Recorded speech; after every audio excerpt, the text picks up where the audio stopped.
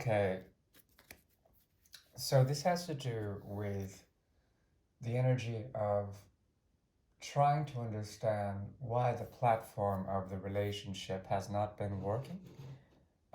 There's a great deal of trauma and stress involved in terms of the history of this connection. Um, Even if this is a fairly new connection, and I doubt it is, this is a bit older, there's the energy of potentialities, lots of them, not being able to ride the sort of structure of the situation. Um, mm, at the same time, there's a sense of prosperity within the self, an extreme prosperity that moves in a certain way in order to find your truer calling, your deeper understanding of yourself as well as your deeper placement within organizations or social stratifications that have to do with emotional resonance, with your emotional understanding of the world around you, that which you create. The platform certainly is shifting, and it can be kind of befuddling as to how to find your footing as well as how to walk your path for the time being. And it's not easy for them either. That's the thing. We have one major arcana. It is the energy of the sun in reverse on their end. The energy of Taurus, definitely Taurus is here, as well as Gemini. That is fixed mutability and the ability to understand that things rise and things set. This situation has a setting feeling, and there sort of is like that twin energy that is of a separation, strong, strongly within this. There also is a sense of lost childhood trauma that comes from the child being casted out from any dynamic. Um, this could be the inner child, it could be an external child, or the child that you consider to be your lover in a way, or your friend, or your comrade, some sort of connection that has the complexion of Taurus, which is a fixed stubbornness, but also the inevitability of sunset is here, which causes a great deal of sadness on their end, as well as through your appearance. You're trying to show that what you've learned already has been enough, and that there is a sense that you are already, or you have already processed as much as you could within this connection. You've thought about it enough. You went through a type of ego death as well as heart trauma when it comes to this. Three of Swords in the reverse. So no longer is there a feeling there that you have to invest more thought into it. You have found a place of rest that is almost there in terms of its ability to totally heal you in the connection. This also can talk about varying truths, different dualities, trying to see through, any sort of morality principle or ethical principle behind this has been transcended in a way, though you do not speak about it much. There is a feeling of release, at least when it comes to the neurological connection within this connection, within this you're in this person's um, impression of each other. What I see here is that, at least on the conscious level, there may be a lot of memories or a lot of ways to objectify the connection, but also to partake in it in a subjective way, in new ways of seeing it. And this is a mutual act of sincerity. This is a mutual act of authentication on both ends. It's not exactly the happiest ending, but with each sunset, there is a sunrise. And there's something that you can hold on to, at least for their part.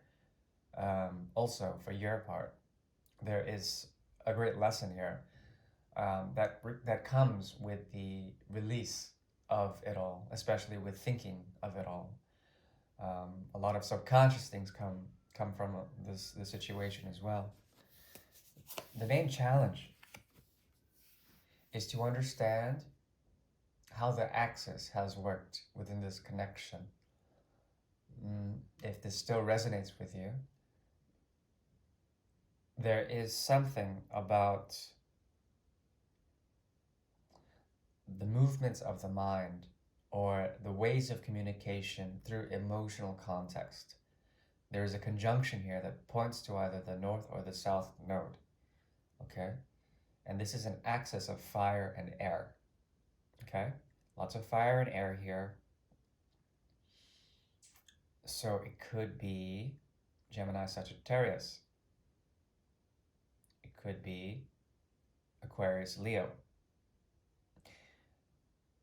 What I'm seeing here is that there's a deep sort of materiality that is tied to this axis, okay? And this axis usually talks about the path that people mutually or in inversion walk.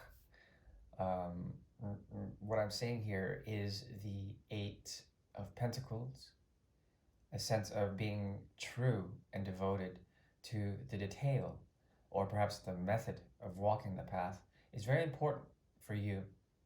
And with this placement, there's a movement or a steadfast devotion to your external world that is outside of this connection, that has to do with you speaking from a very inner place, an inner sort of preserved place. Okay.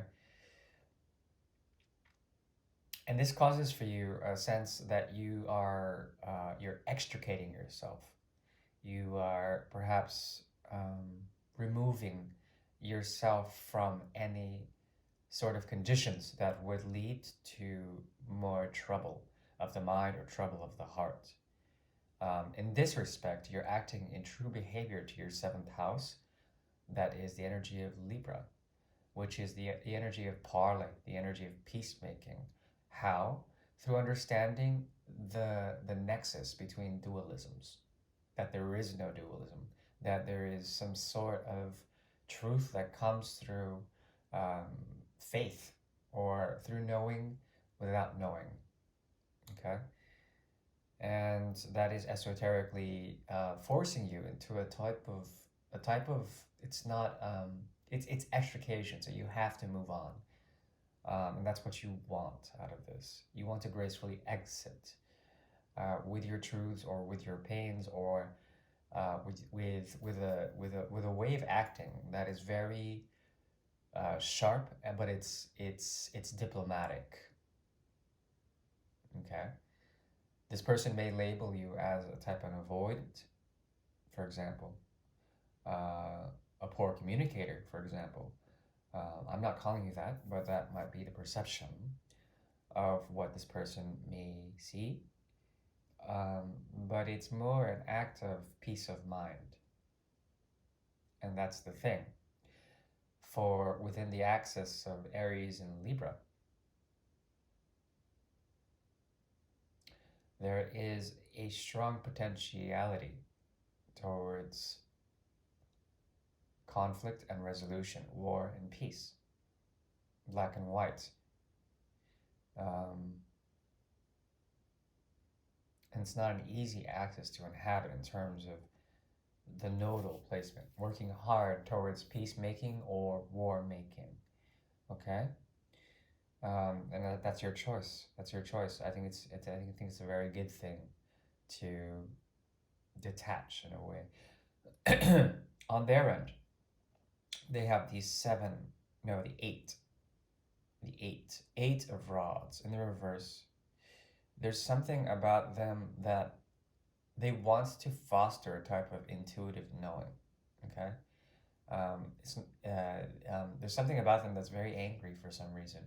And it gets in the way of what they want. They want their anger to get in the way of reaching out, of making any sort of communication. The irony is that both of you have made the choice to work on something more foundational, to work on something that could be more of a platform to spring off in. And that's the thing. You've already co-created this. That doesn't mean that you're going to be springing off into the same place, but there is a division or a rift here that has to do with choices, both on your end and their end, that have to do with extreme clarity, extreme knowedness, that comes from the heart's desire.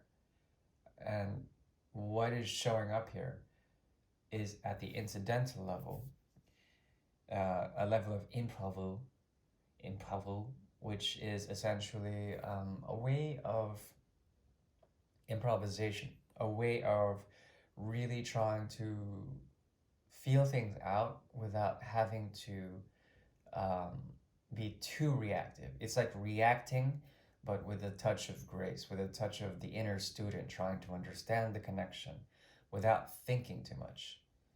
Um, it's as if you're trying to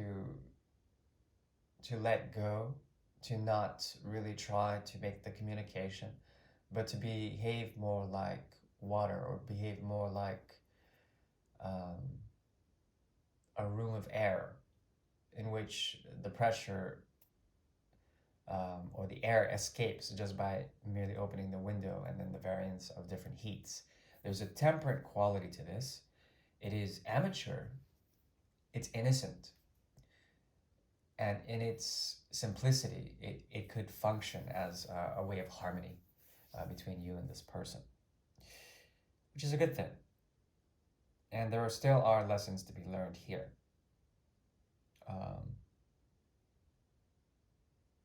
And that's the ticket, isn't it? There's something here about the need for the connection to be grounded in some sort of materiality. When it comes to the karma of the actual connection, it stems from the need to offer to someone but not being able to, who already has a great deal. Okay? I think you're dealing with someone who's a bit greedy, possessive, and not only that, they try to possess things within everything in their world, outside of the connection. Um, and that's okay. There's something abundant about this person. That it's not a bad quality. But within this abundance, there's a mode of self-preservation that will not have it from others. A type of air of authority within them. Because of such, the setting sun is a common motif, and therein we have the twin sun that is setting, Ace of Pentacles in reverse, as well as the Sun card, or the star. From this, there could emerge an ugly truth that has to do with the conscious knowing on one end that is very much within their command, their air of authority. It's very dominant, wants this to end, and there's something deep within you that is functioning as someone who cannot give to someone who already has quite a bit, and they're very closed in a certain way, at least on a materialized level in terms of commitments. They cannot commit to you because they're committed to another, or something like this. Because of such, the great karma involves an Aquarian tinge, also Aquarian plus a bit of Sagittarian energy here, with the Seven of Swords in the reverse. So what I'm seeing here is more extrication, but it's more extrication of the soul through the division of you and the other. Meaning that there is some sort of peacemaking involved, but then the underhand takes over, and there's a separation.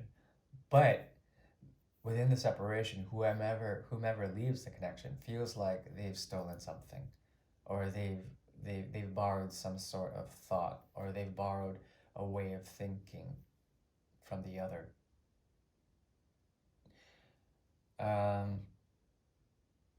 That is what I see. The advice is to understand that the potentialities of the vehicle of your life, the vehicle of your spiritual self, the vehicle of your potentialities, can be released if you understand that there is something trying to electrify your neural capacities, essentially releasing and creating forms of neogenesis within your neural pathways that will help you to understand ways or modes of ego disintegration and then reintegration of that very self. Okay, and then you will understand why things turned out the way they did, why there was a choice that was made, why there were choices here that were mutually made in order to springboard off into new realities, new ways of seeing, new ways of creating the platform or the very footing on which you can springboard into futuristic modes of being. Okay, this situation, if it is romantic, it is delved, it is relished with the air of Venus in Aquarius, which has to do with compassion. It has to do also with objectified modes of distant appreciation, novelty, as well as non-commitment. This is what I see. I hope this resonated, or I hope it didn't resonate. Either way, I wish you the very best. And please take care. If you would like a reading, I am available. You can find me in my About section. Otherwise, mid-month we'll have either the 3 portals or the singularity reading of December, of course. I thank you. Bye.